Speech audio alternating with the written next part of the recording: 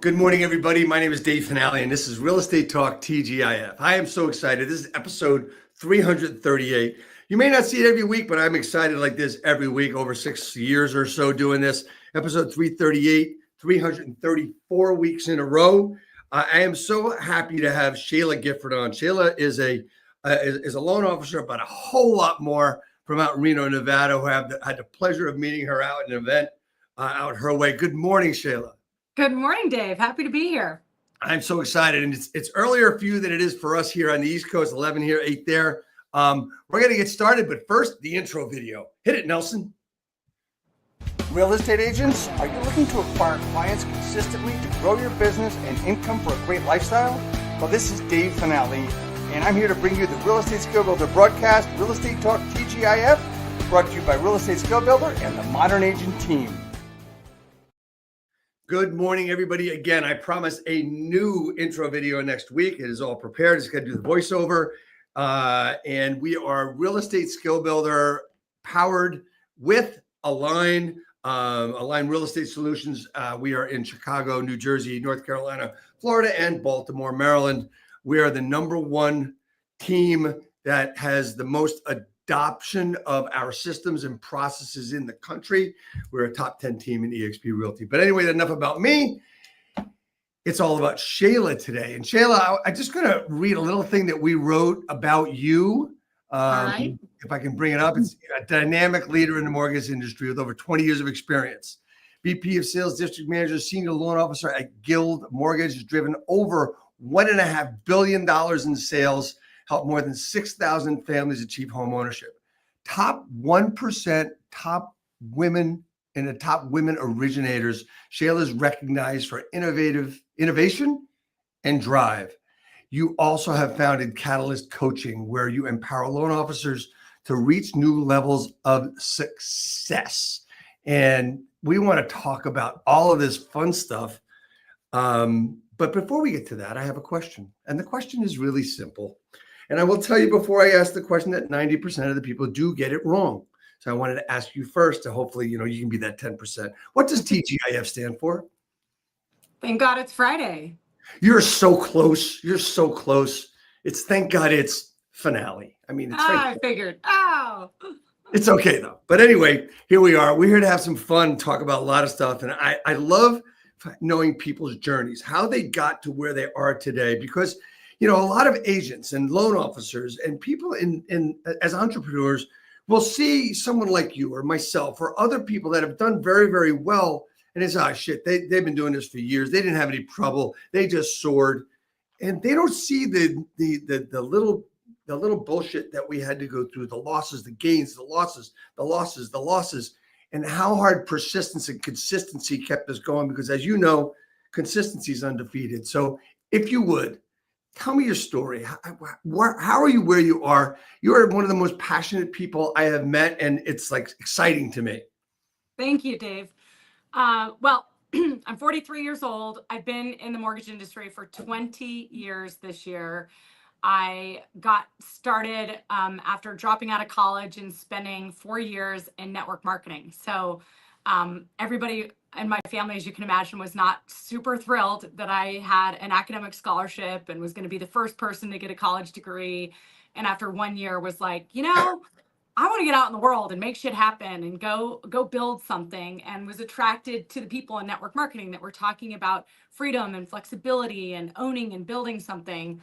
What I quickly figured out, Dave, is that I was not a people person, and sales is about getting people to like you and trust you.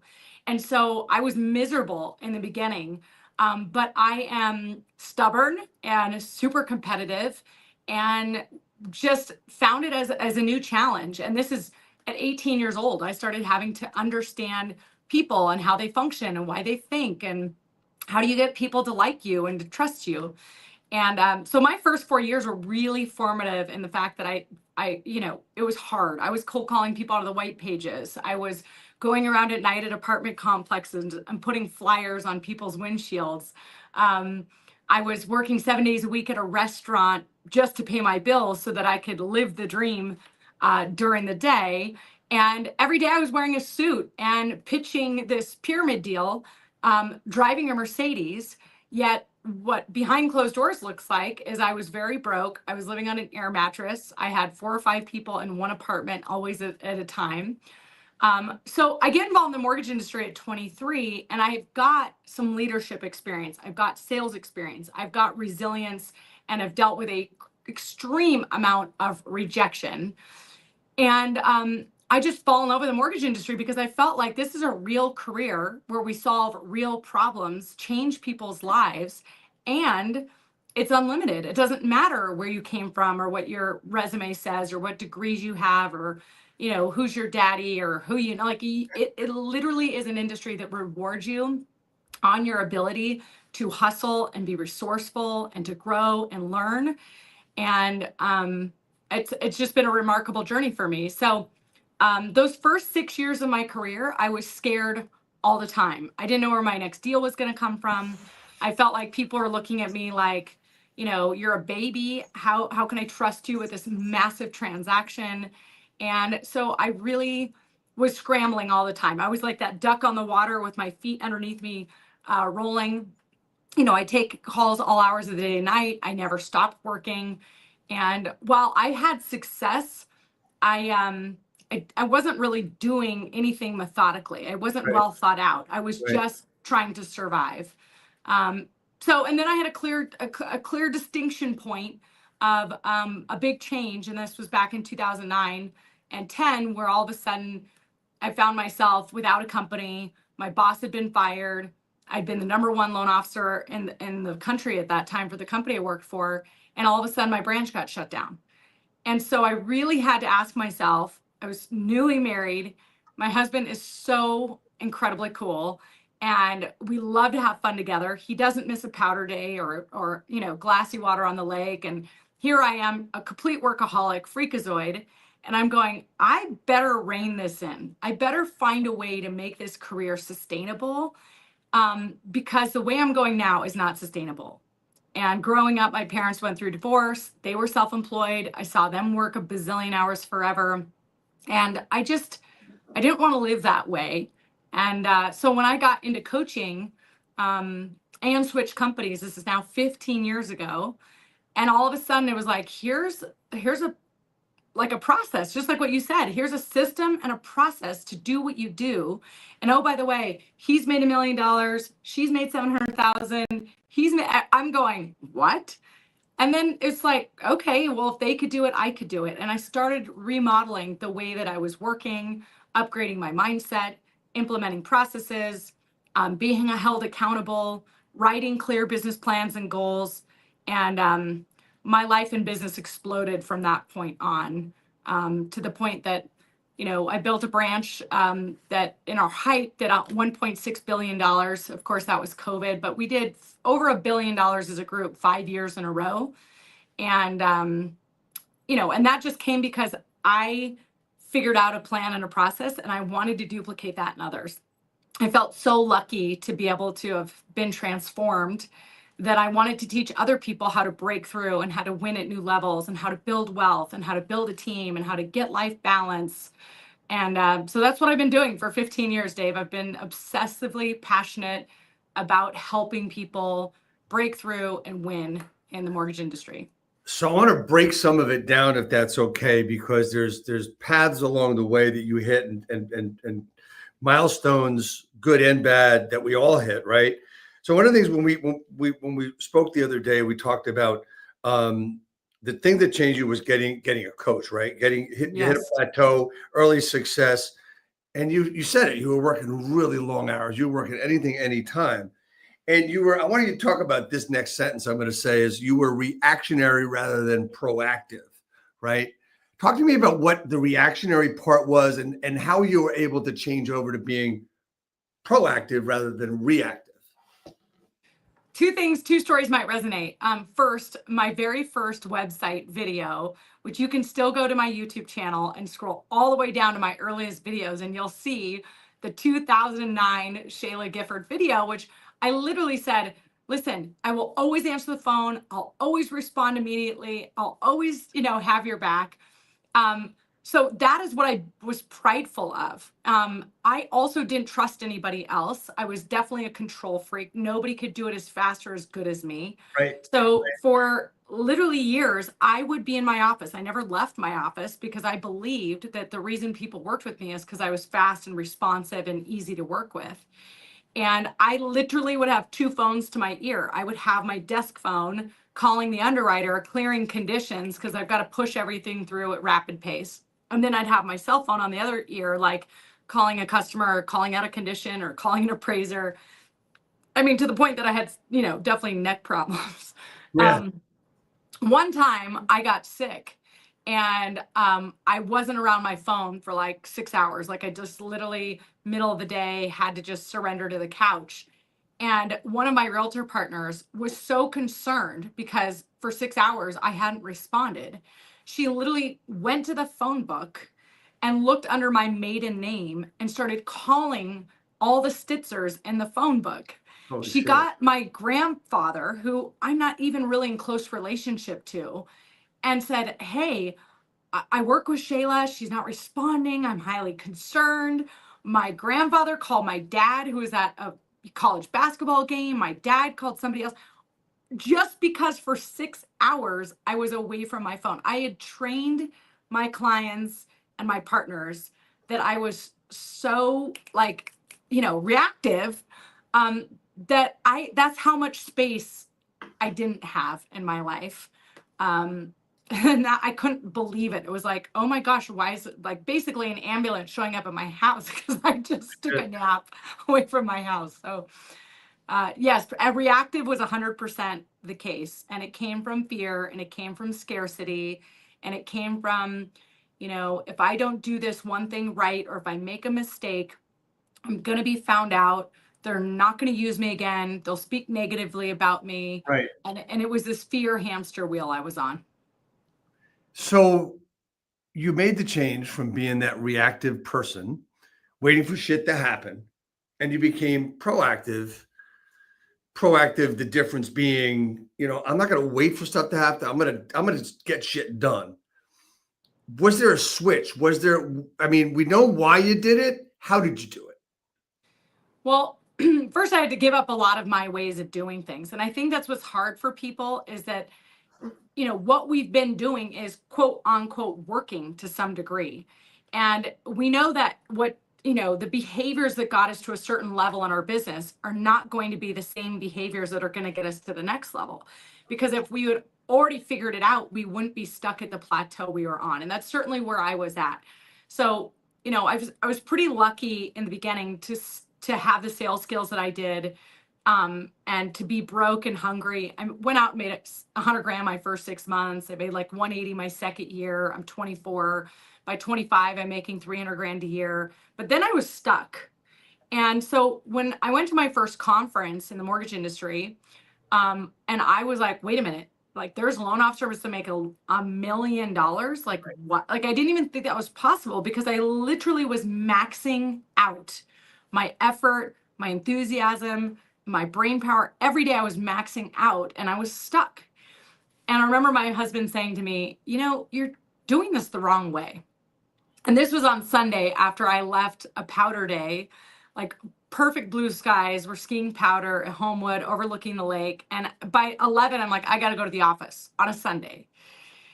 And I remember him saying that, and I'm thinking like, you have no idea. That's just what this requires. This job is high stress, high pressure.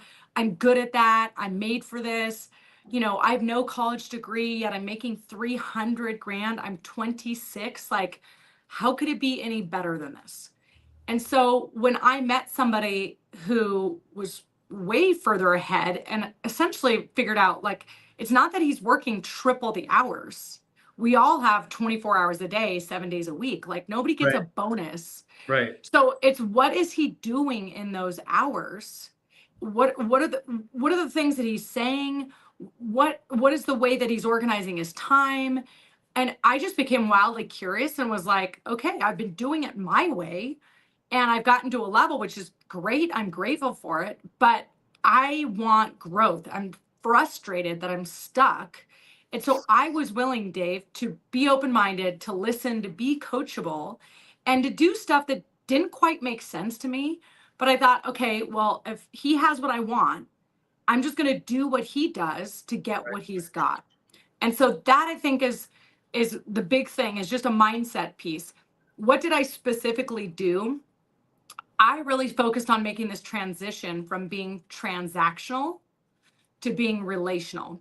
Wow. Because that Great. first coach said to me, so are you a transactional loan officer or relational? And I, of course, said, I am relational. I would die for my clients. I always dig in. I want to know everything about them. I would run into busy traffic to like save their loan.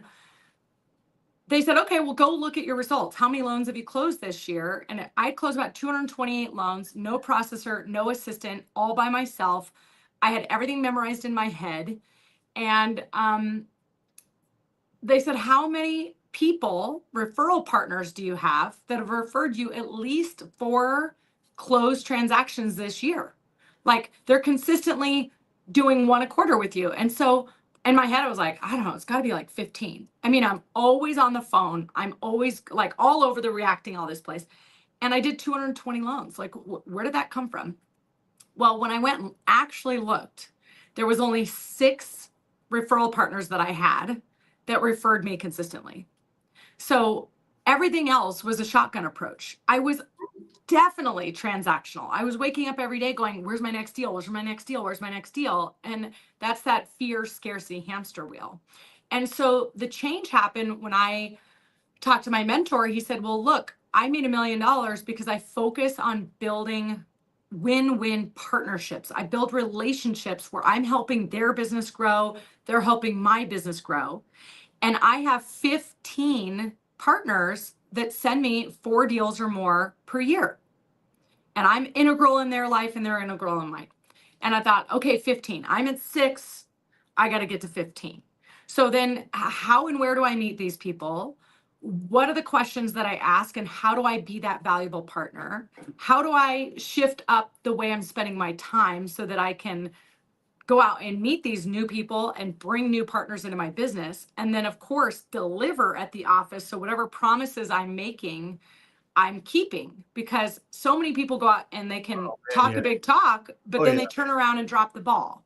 Right. And I'm such a technician, Dave, that, and I did everything myself for so long, and I, had control freak tendencies, that I was not willing to ever put my reputation on the line to drop the ball. Like, yes, did I make mistakes? Yes. Am I a total perfectionist? No, but I own it.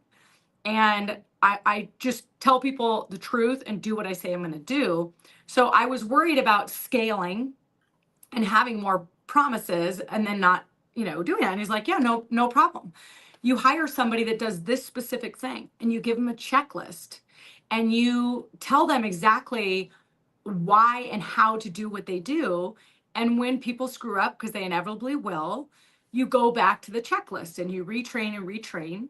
And, these are the SLAs, the service level agreements that you're making, that you're promoting to your partners, that are going to help them be successful. Like, what are those value adds that they need from you to be successful, where you are valuable in their business? And so I just started working on all those things. And so for the first time, I hired somebody, and I had to start trusting, and I had to start going, hey, more mistakes are going to happen, but I care more about growth and winning than I care about being perfect and everything's going well. Like, I can live in chaos because there's growth, and we could constantly be improving.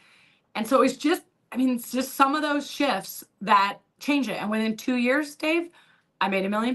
Well, it was 450, 982 was my second year of changing this mindset and, remodeling the way I spent my time. I think the number one thing, and I want to go back to the beginning of what you were saying in this segment, was talking about how you got from one place to the other. There's 2 things that are really, really in front of my head, right? One is that you were stuck. You realized you were stuck. Now, you can be stuck making $20,000 a year. You can be stuck making $300,000 a year, right? But you were stuck and you wanted more growth, and said, shit, how the hell do I do that? And you connected with a mentor, coach, whatever it was, right? But the first thing they asked you was the most important question that made everything move in your head. Correct me if I'm wrong, is they asked you how many. The how many was a metric that he used to build his business. How many, partners did you have? How many referral partners did you have? You knew the number, which is more than most. And I want everybody to listen to that. You need to know what you're doing, when you're doing it, and how you're doing it for you to get unstuck. This is the secret, in my opinion, to getting unstuck. You got to know what you're doing. Leading indicators. I mean, I can use all these different terms and shit, right? Yes. But these are your leading indicators. What's going to get you to the closings, which are the lagging indicators? What's going to get you to where you want to get? And you've got to break it down all the way down. You knew the answer. And then all of a sudden it's like, okay, shit, I got to get someone to do this for me because that's the only way all that monotonous bullshit's going to get done to allow me to go here. Yeah. I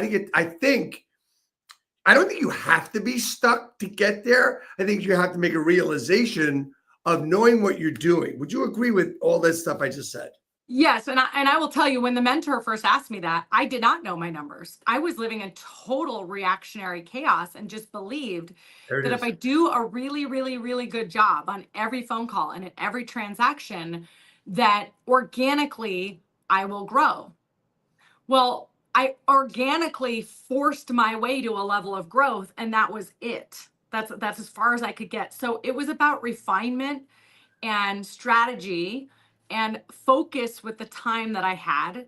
And of course, when we talk about team building, it was like, well, what is the full process? Like, what is the outcome you're looking for? So I'm looking for, in my branches and what I teach, is a 95, 95, 95. I want 95% of loans to close on time, 95% to close smooth, and 95% docs to title 3 days in advance. Okay. That's what smooth means to me, is that the docs are to title 3 days in advance. There's plenty of time. It's not, you're not skidding through the finish line. And I want 95% customer satisfaction. So I was able to go to the end in mind and say, okay, to me, this is what winning looks like. Do I want 100%? Yes, but I realize that I will never have a team if I have impossible standards. I will also feel like I'm beating myself up all the time. So 95% in my mind is excellent, because we all know that life happens, weird things happen. There's so many uncontrollables in a real estate transaction that we can get better at predicting, and we can set expectations for and everything else. But like 95% is where we measure it. So that's the stuff that I had to work backwards. But yeah, it wasn't until I met a mentor and said, oh, I want that. Like, wait a minute, you mean you can work in this business 40 hours a week? You mean you could take a vacation for a week and not bring your laptop and like not tune in? Like, what? Like, these were things that I did not even think were possible. And once I realized that they were possible, then it was like, okay, I'll go dive in and look at what I'm doing. And it was those little assignments, like, a mentor saying, go back and look through your last closings all this year. Where did they come from? How were they referred to you? What did they say about you? That you get all these like crazy ahas of like, oh gosh, like 80% of my business came from my sphere, but yet I spent this much time working on it.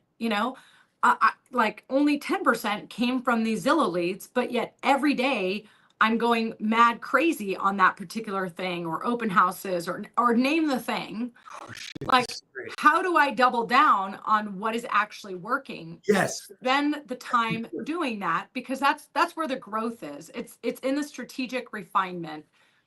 Right.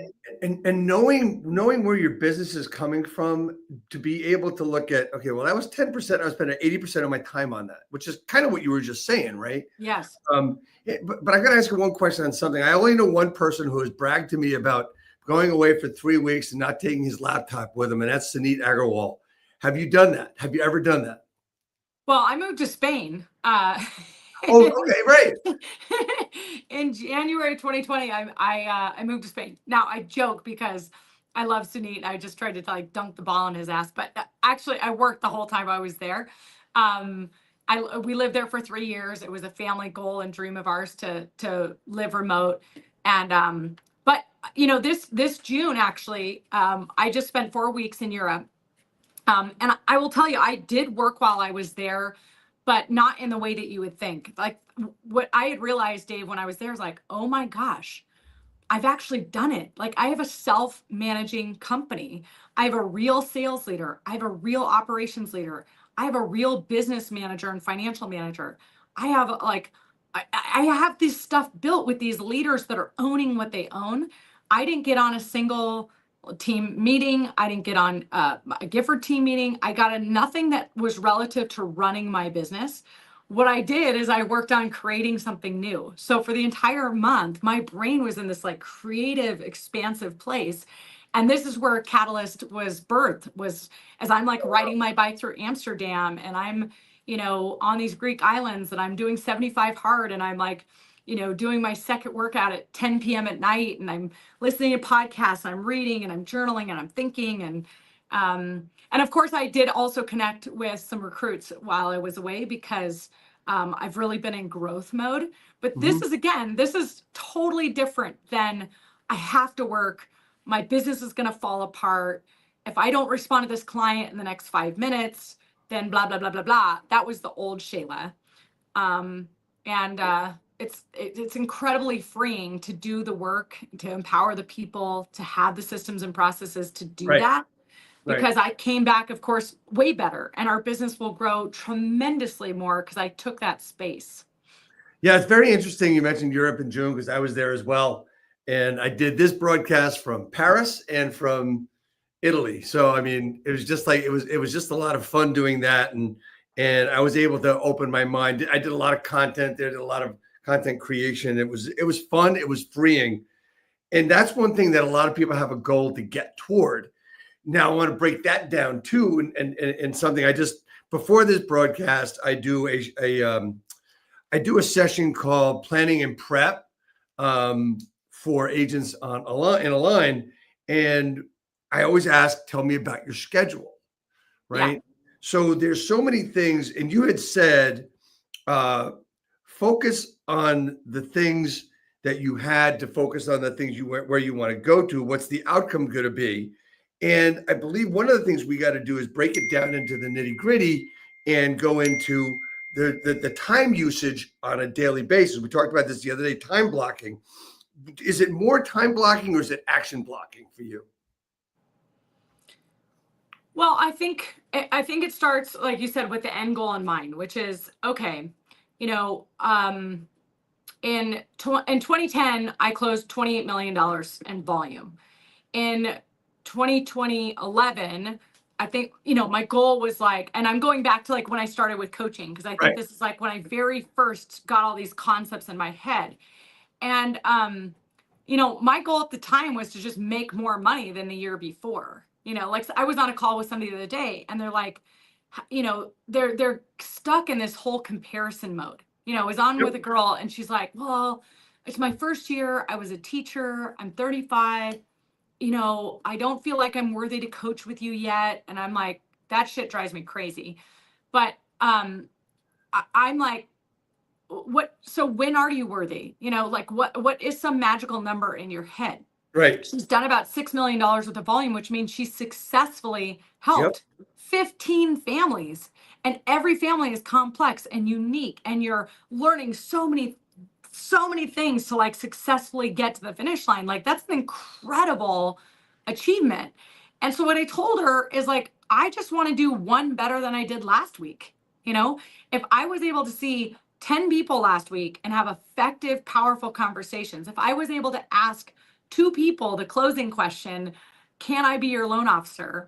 If I was able to have 2 coffees or 1 event last month, I just want to one up that because I was already maxed out busy in my other way. So I'm basically like, okay, now I'm trying to do this new thing and I'm trying to actually get out of my office and meet with business partners and put myself out there to make promises and align with people.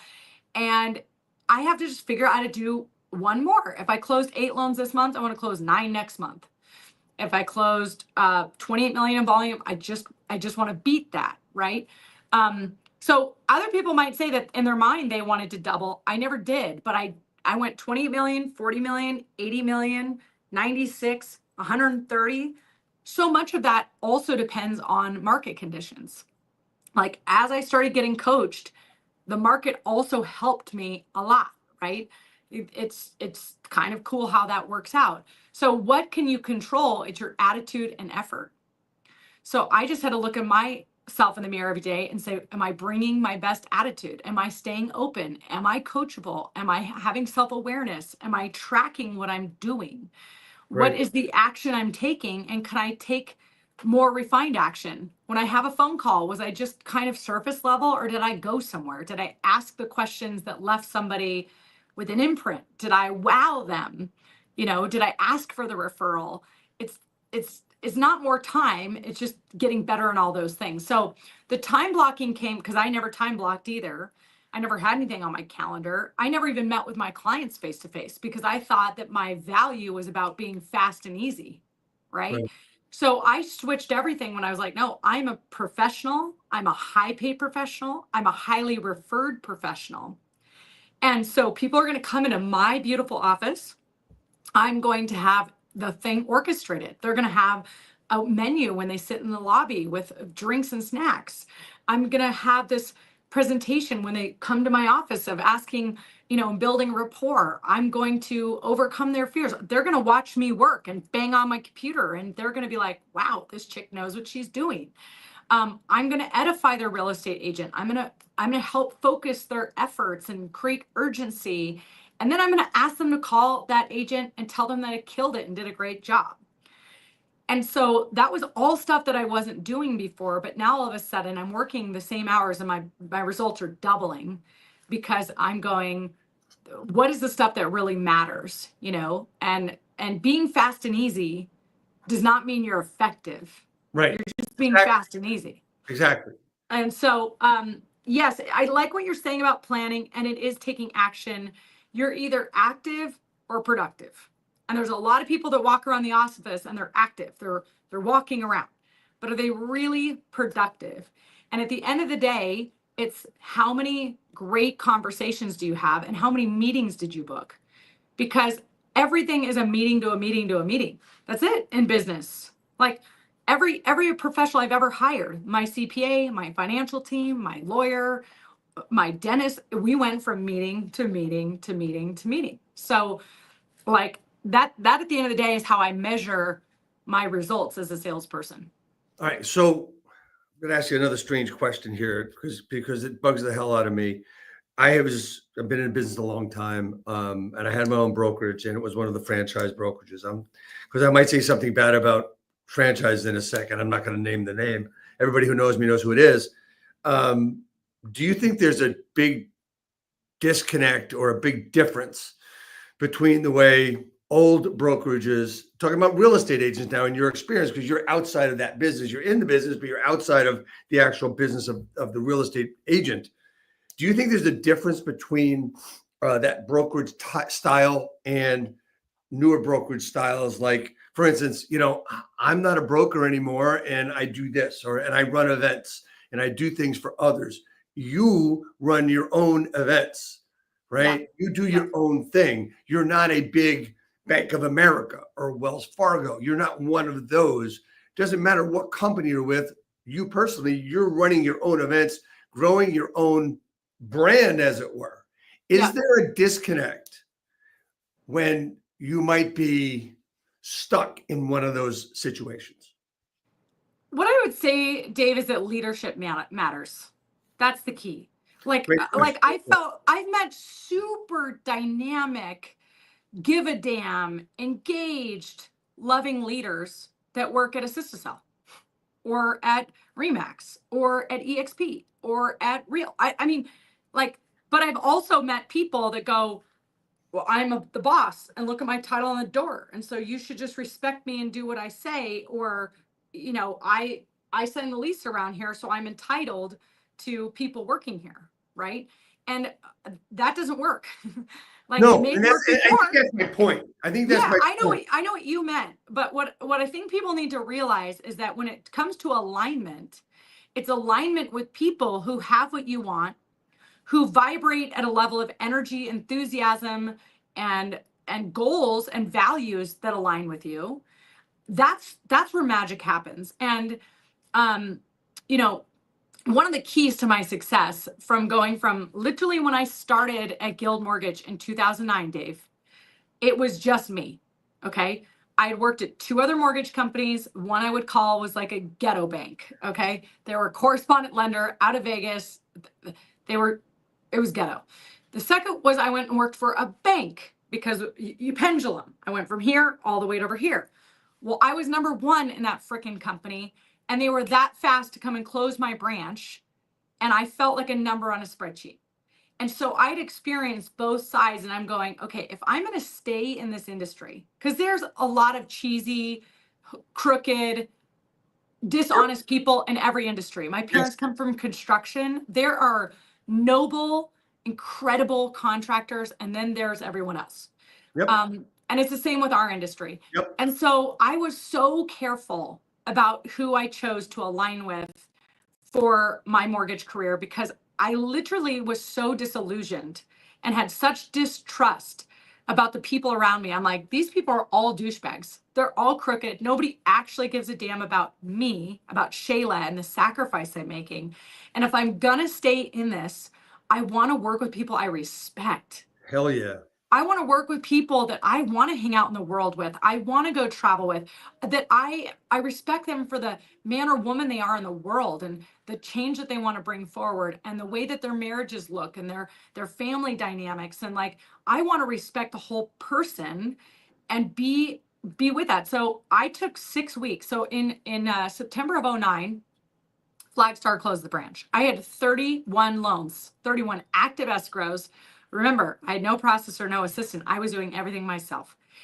They closed my email at 2:00 that day, and my loans got spread all over the country. Luckily, I'd written down every single loan number. I called the 1-800 number. I figured out who the hell they got assigned to. Oh, and wow. I, without having any system access or any email, got all of those loans closed because I had to do the right thing by the customer. Exactly.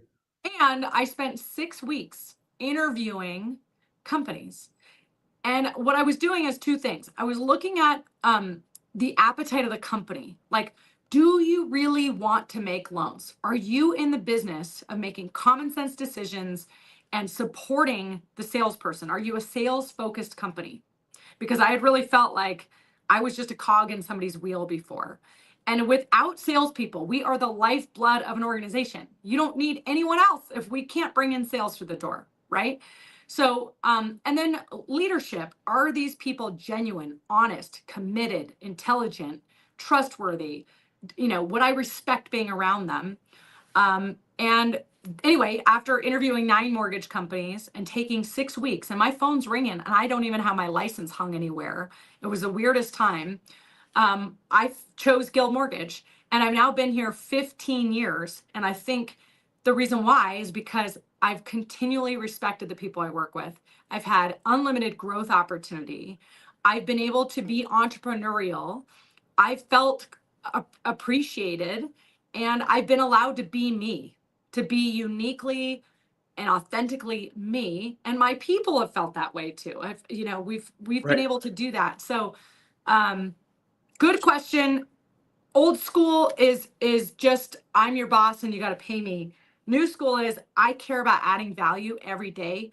And as the ball is moving and the market is shifting and we've got to re-engage and we've got to try new things, and we got to have new initiatives, and we got to really, really, really care about our people, and we got to hold them accountable, and we got to coach them, and we got to create a winning culture.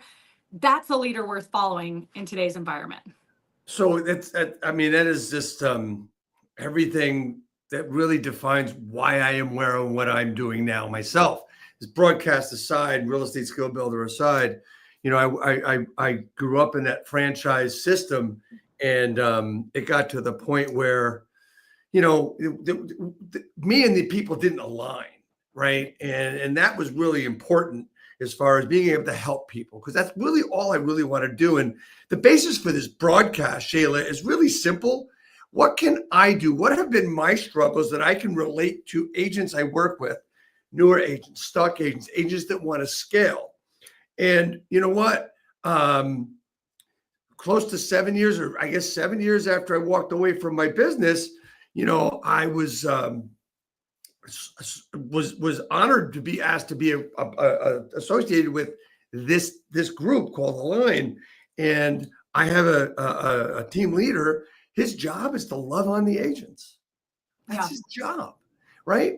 And we're all love. We all want to go all out for each other, and that's an organization which sounds like exactly what you were doing. Took me 7 years. Just because it wasn't there. I didn't know what I was looking for. I know what I wanted, but I didn't know what it would look like. And it took seven years to get there. Sorry, I go off a little bit about that because it gets me really excited because I'm so grateful for where I am.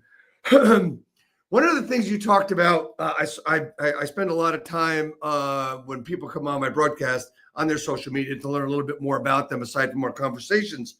And you talk about doing sprints and business up, down, lead flow up, down. We're in a market now. This is being broadcast on November 22nd, 2024. We're in a market. Let's just call it that. We're in a market. So when you're a loan officer or you're a real estate agent and your lead flow is up and down and you're having some difficulty being consistent, you're having with business, you're having difficulty with everything, and you're starting to feel negative. What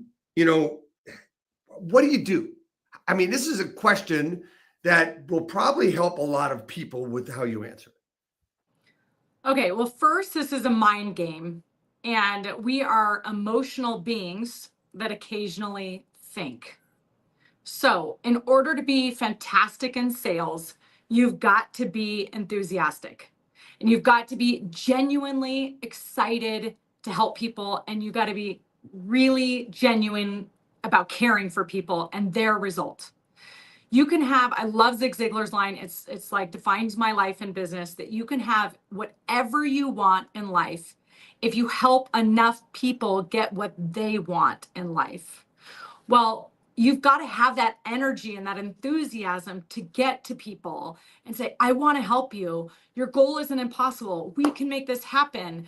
Because guess what? They're emotional beings that naturally are insecure and afraid and uncertain and influenced by the media and all these other things.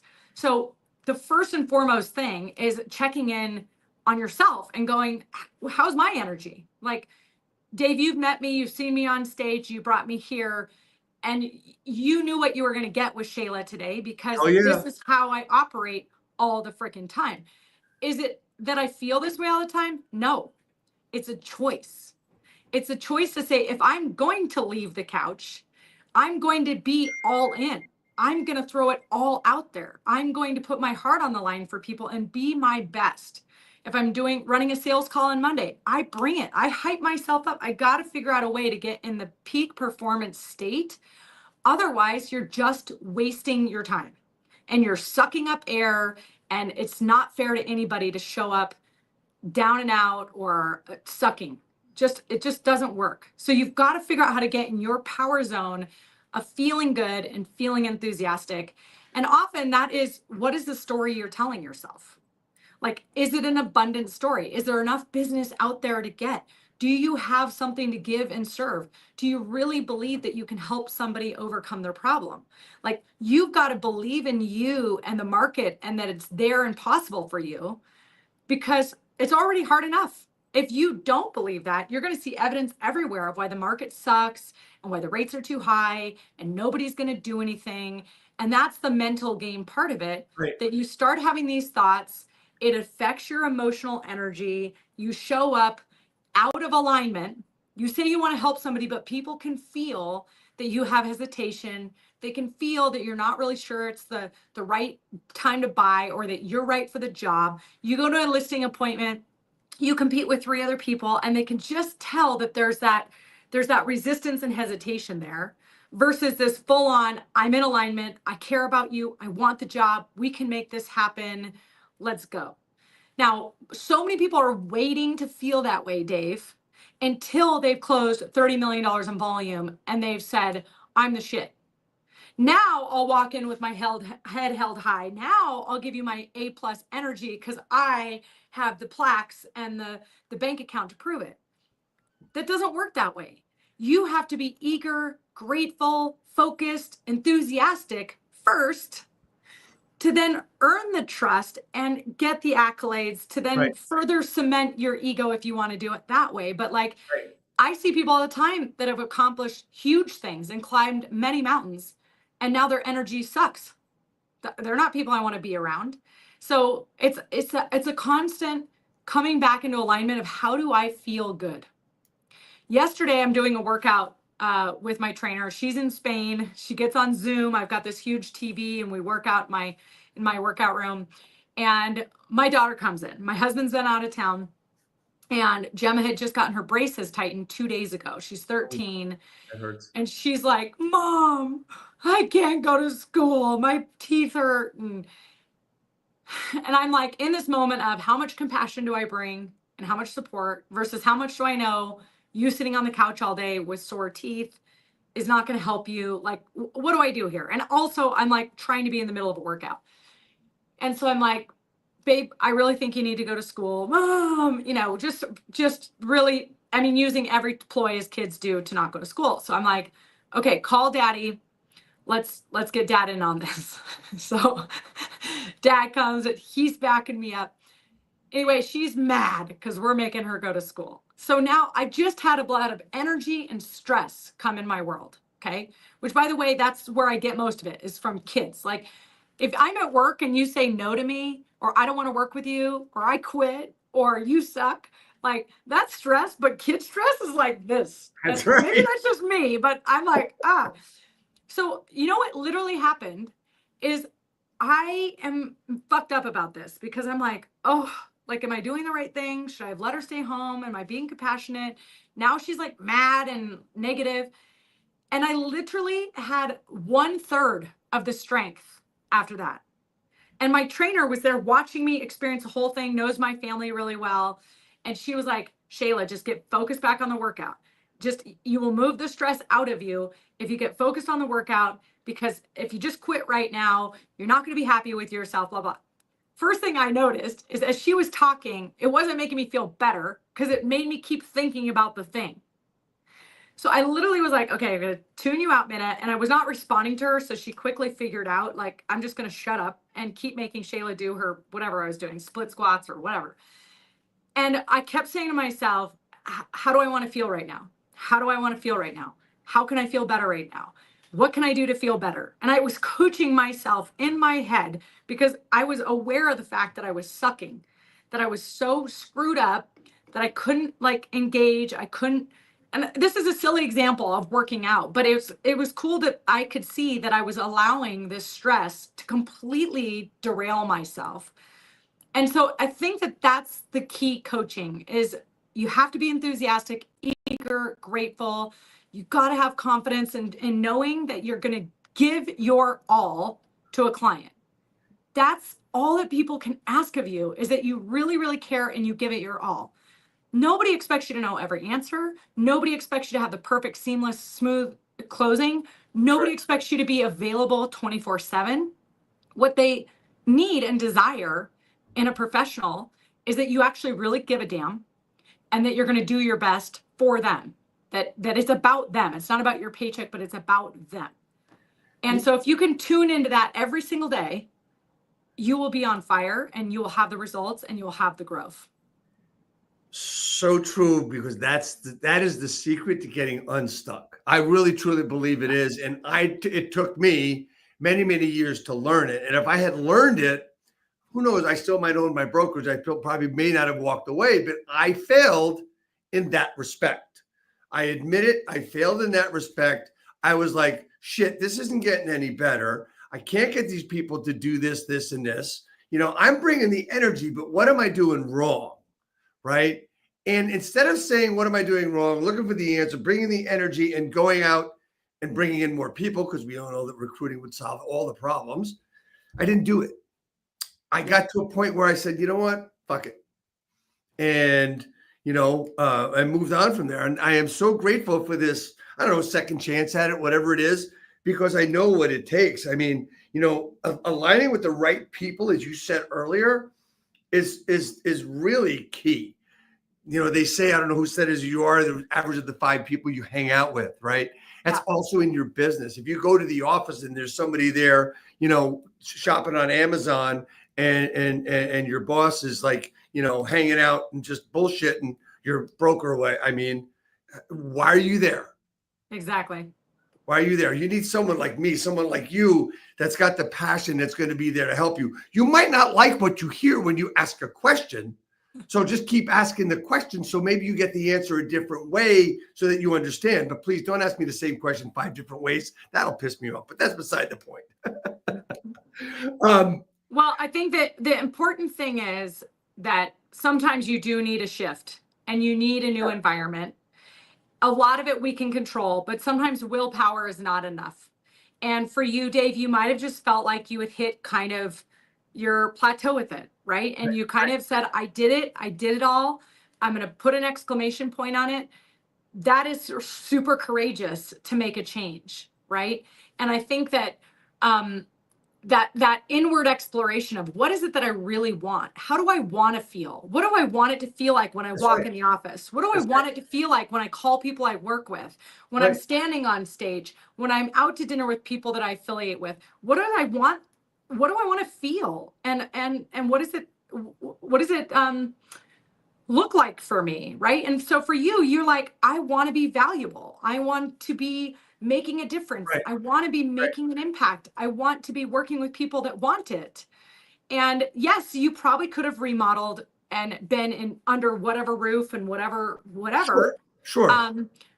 But sometimes you just have to jump out into the abyss and attach yourself to new people. The other thing I like about what you did, Dave, is that in order to be a great leader, you got to be a great follower. And I think so often, especially if you're a broker guy, you're supposed to have all the answers. Yep. If you're top producer, you've been doing this for 20 years, you think, well, I should know this by now. No, you shouldn't. Like, we all have major blind spots. You need to pick up the phone or send a DM or reach out to somebody and say, hey, I got a blind spot about something right now. I really admire you. Would you be willing to like jump on a call and give me 20 minutes of advice? Like that just that little thing can shift us completely.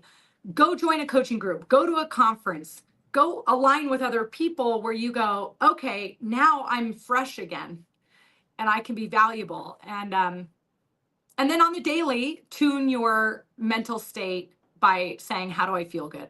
And then of course, do the things like take a walk, drink water, go to sleep on time, do whatever you can to kick all the bad habits we have, like drinking alcohol and eating sugar and binging social media, because none of that makes us feel good. And do I do all of that stuff? Yes. But I do it much, much, much, much less because I care more about winning and growth and feeling good. So last night, Galen's like, what are you doing? And I'm like, oh, I just got lost in the vortex. I'm literally standing in my bathroom, like, looking at my social media for who knows how long. I got lost in the vortex. And then I got to ask myself, like, is this making me feel good? Is this the way I want to feel? And the answer is like, no, like snap out of it. Like, this is what I'm doing. Right. That happens all the time. And you know what? I can't end this broadcast without talking about Catalyst and what you're doing with that. And because to me, like I said, I troll your social media when you're going to be on a broadcast because I want to know as much about people as possible. Sometimes I ask questions from posts that they have no idea what they said. But Catalyst is something that's really important to you. You built that, you said through Europe and stuff. So talk to me about Catalyst and how you're helping people with that. Yeah. So Catalyst is my unique coaching experience. When I got involved with mortgage coaching, I worked with the core training, and that was really good for me. It was very militant program that required full obedience. Everybody had to walk, talk, and act and behave the same way. This is what you do on Monday. This is what you do on Tuesday. And I still live that mostly. I coach it in my group. I give all the credit back to the core. It was a phenomenal experience for me for 8 years.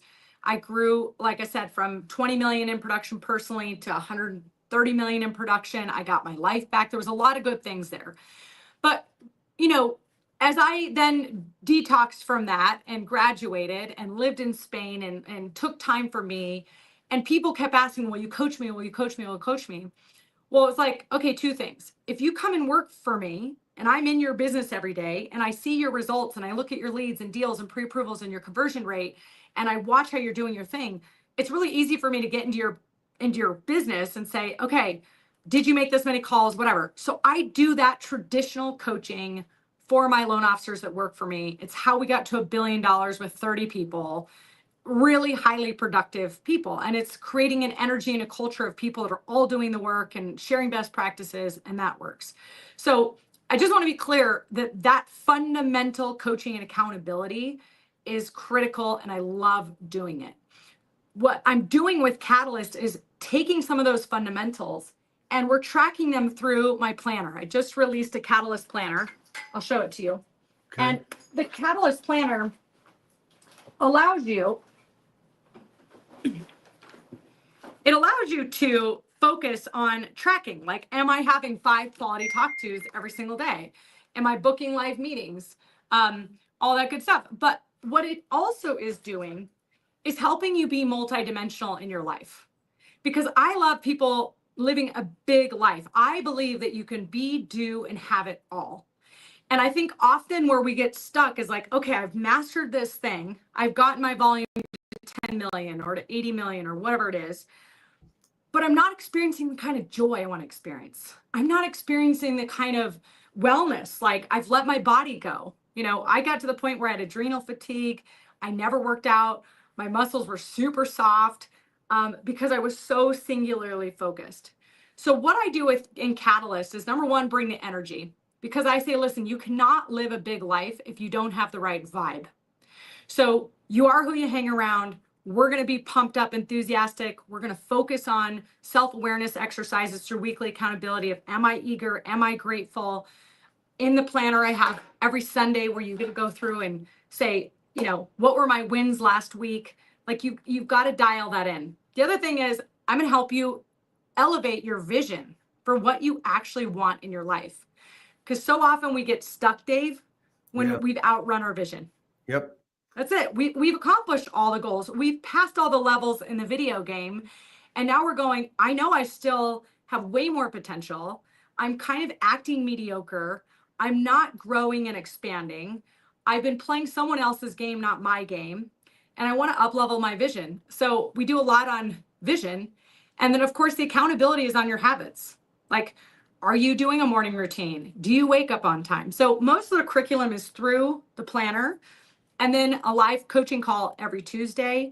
And then we've got a whole community portal where, I mean, it's just incredible that when you hang out with people that are being courageous with their life and going for big goals, how you go, oh, I'm not so weird.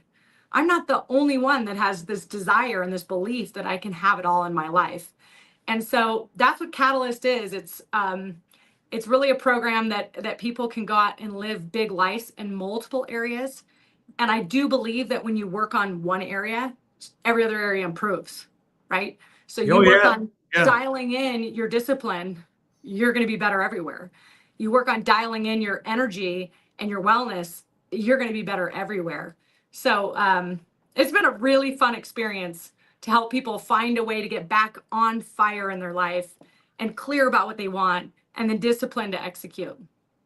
Yeah, that's, I love it. I mean, as I learned more about you and after we met in Tahoe, it was just like, yeah, this is a cool person, someone I want to get to know. But you know what? We're up on time. I've got your contact information on the screen now at Shay Giff, which is your Instagram and your email, as well as ShaylaGifford.com. Is there anything else you would say to people that you can help to get in touch with you, or is there anything else you want to add to that? Well, I just have an invitation. I'm doing a 3-day best year ever challenge in December 10th, 11th, and 12th. And I'm going to put people through some exercises to really help you get locked in on your vision. Because if you just aren't feeling it, you don't have enthusiasm, or you just don't have the clarity of, this is exactly what I want, so that you can then focus every day, taking some time to really think about what you want, what you really, really want is really important. So I've got day 1 on vision, day 2 on building unshakable confidence. Because let's be real, if we can really tune in to being our best selves with the most confidence that we can and bring that to the table, we don't have to work double the hours. We don't have to try so hard. We don't have to force it to exhaustion. We can be more authentically in our power.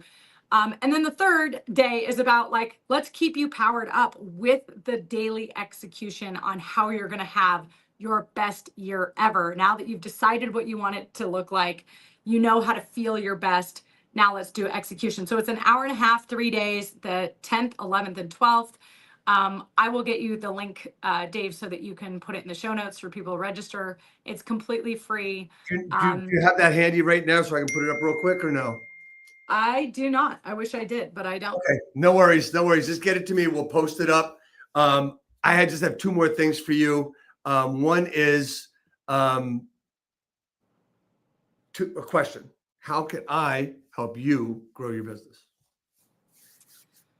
Thank you. I'd appreciate that. I think, I'm growing nationally for loan officers. And in the last year, I've opened up about 8 satellite offices in different states from the East Coast to the West Coast.